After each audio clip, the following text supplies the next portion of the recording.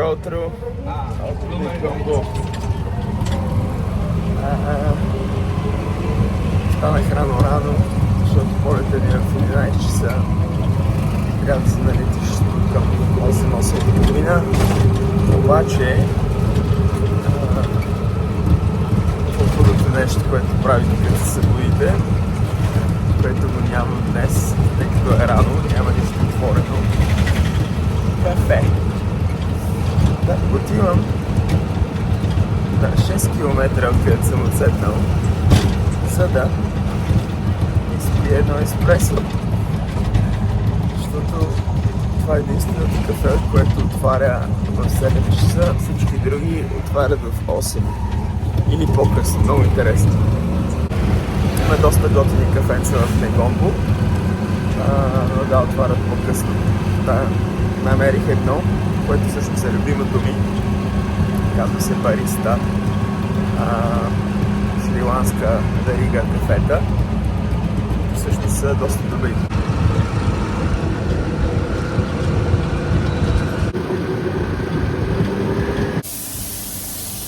Кафето идва точно след минута. И нещо, което може би е интересно да знаете. Бариста е единствената компания кафета, които отварят в 7 часа. Всички други отварят късно. Така че където и да сте, ако имате нужда от кафе, знаете, търсете Бариста. 570. Here we go. Thank you very much. Have a good day. Thank you. I don't need a change. Keep the change. Yeah, it's okay. I have to get catch a flight now. Bye bye. Oh, fantastic. Fantastic. Oh. Good to see that. Знаете какво чувството да станете сутринта и да си направите едно хубаво кафенце. Просто не се вижда как ще се събудя преди полет. Благодаря, Бариста. От хотелчето, в което съм отседнал в Негомбо за една вечер, струва само 7 евро.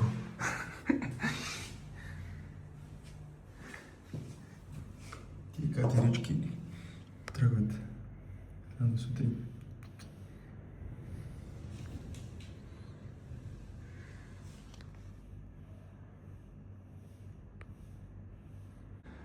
Много приятно място. Обикновенно човек не може да се оплаче за такива пари. Сега ще ви покажа стаята.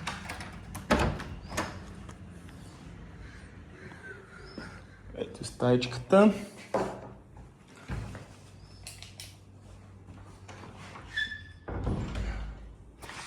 Комарника, ако така се нарича.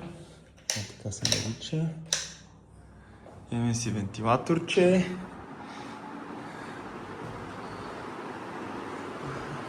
Да ви призная, такива цени няма май в България. И е точно на 20 метра от плажа. Това е банята. И си тук чайче оставят хората. Няма кафе. И това хора и за кафе рано. Готов за път. Виждате плажа точно на 20 метра. Е това хотелчето.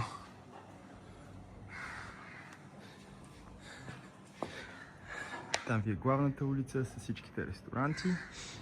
И това предполагаме шофера, който идва. Да, ама не. Може би е той. Is it this guy? Okay. Driver is here. Morning, how are you? Thank you very much.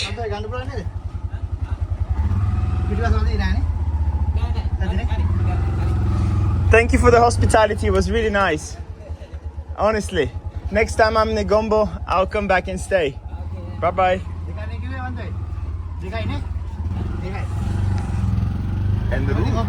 Yes, everything's perfect. Thank you very much.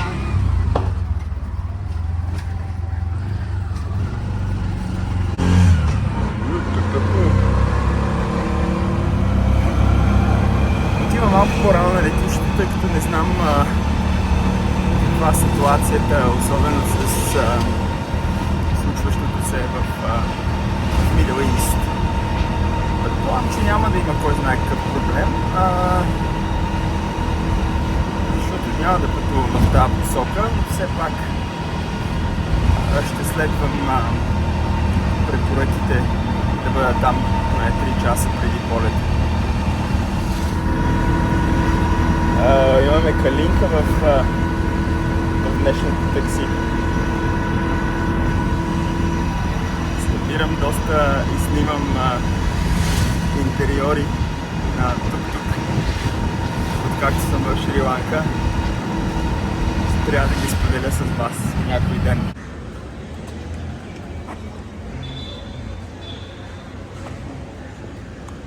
Вече сме на летището. Чекирах се.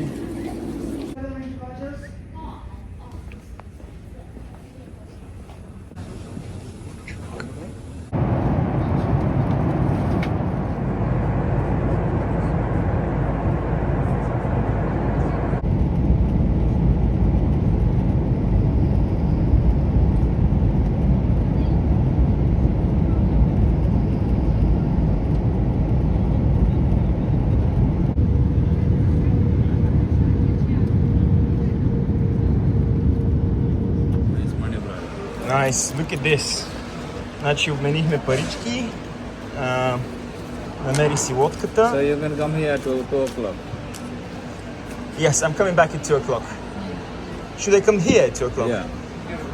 Perfect. See you later. Thank you. Така, намерих си мястото, където трябва да си взема билета за лодката. Обмених си пари.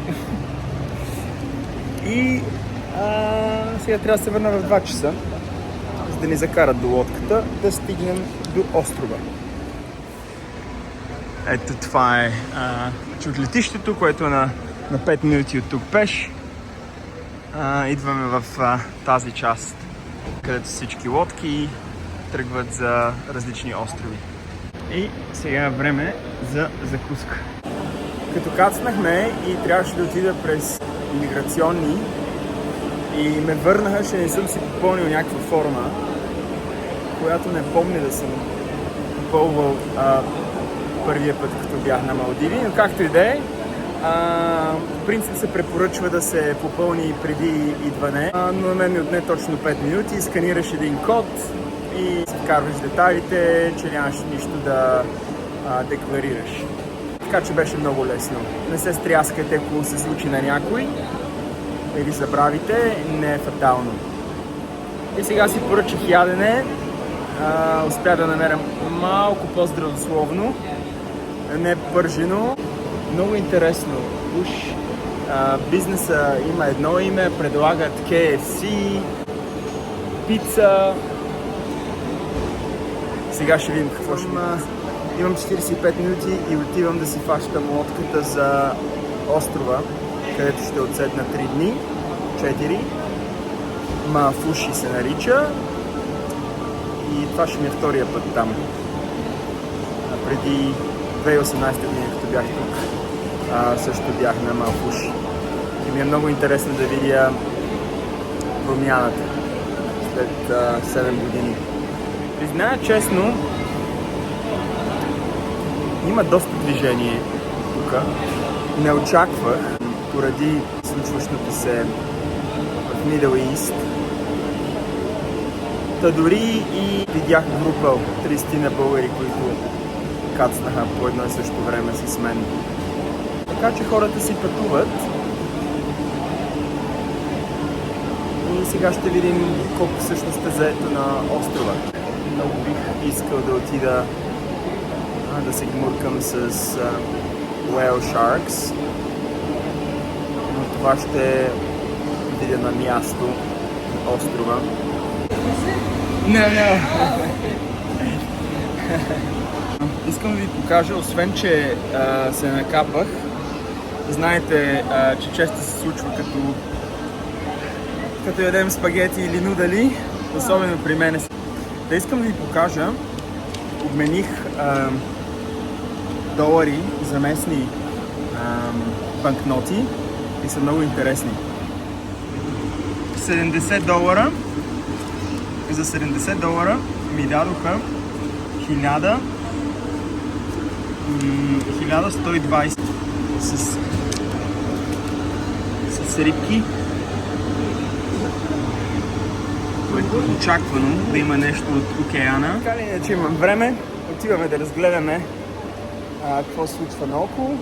Ето това са местата, където т.е. туристическите компании, които предлагат лодките до различните острови.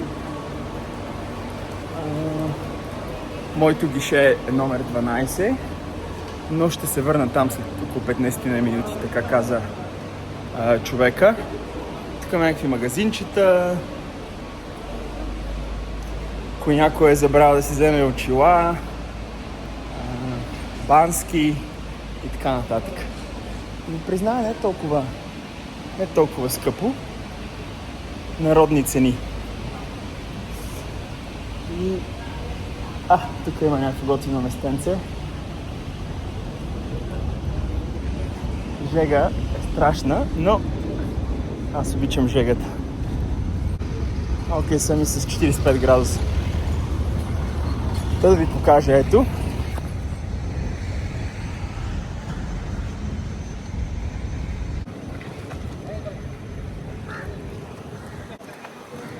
Айде, отивам за кафенце и отивам да се качвам на лодката за моя остров.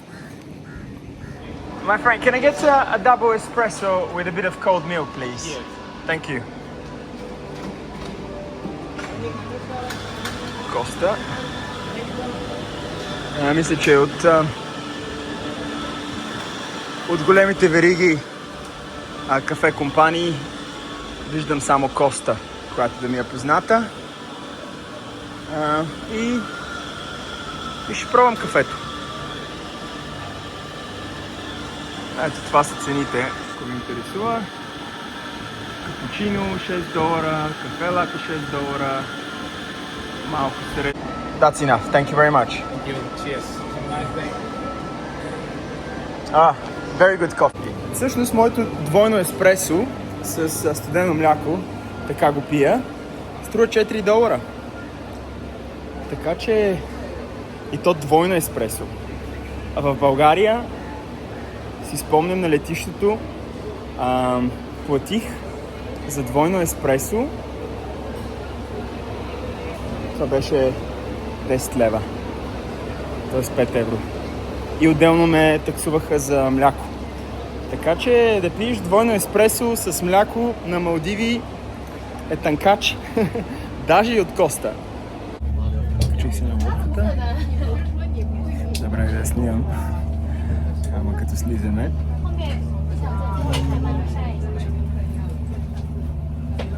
Да ви кажа, има много българи. Дори на лодката. За което се радвам, разбира се.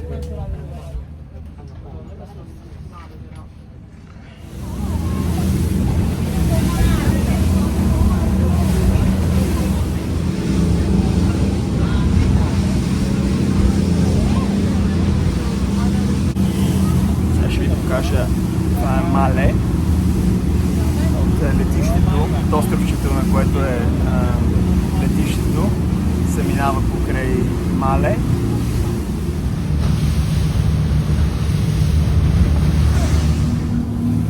Идваме направо към нашия остров. Вътре лодката е с няма климатик, а има вентилаторчета малко, не работи в момента, но не мисля, че има нужда да ви призная. Ето сме. Почти на острова.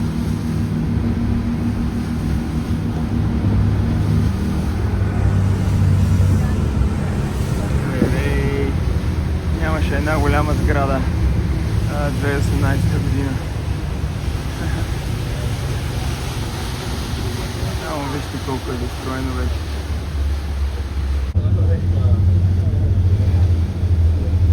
Строи се.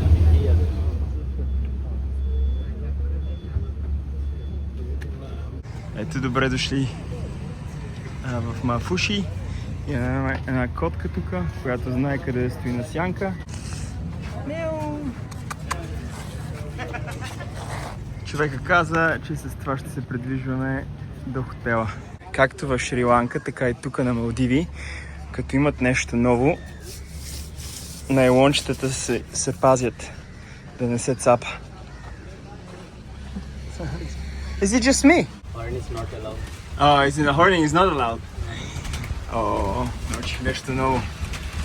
Че свирането не е позволено.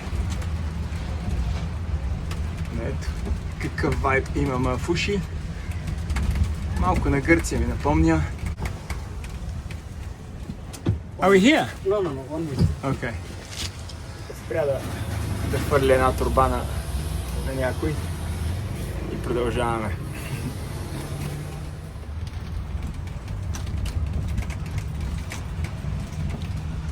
Хотелчето много добро.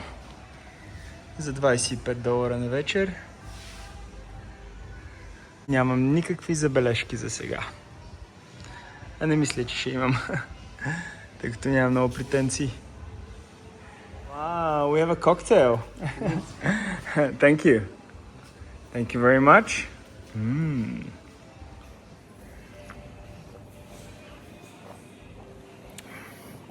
Портокалов сок, пунш. Като меню в ресторант, тук са изложили всички activities. Каквото пожелаете. Има половин ден, пълен ден, има акули, има fish tank, snorkeling, whale shark, където най-вероятно аз отивам. Трябва да се събере група от 12 човека, сега са 6-7. Sandbank и тук това е най-сладкото нещо. Вместо да стоите на частен остров за $700-800 на вечер, може да останете на Мафуши и да отидете за един ден. Виждате, $130, $115 за цял ден. Включва напитка, обяд, free Wi-Fi и после вечерта се връщате на Мафуши. Easy peasy.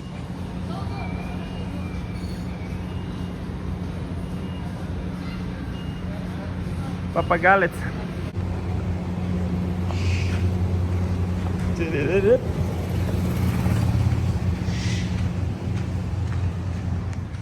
На този плаж съм бил.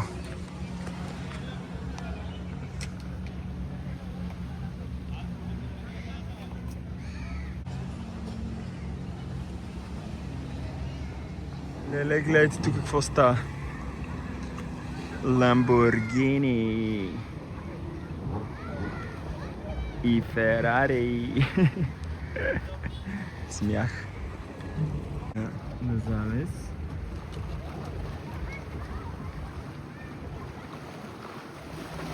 Това изглежда много яко с парашута. Особено по това време на залез.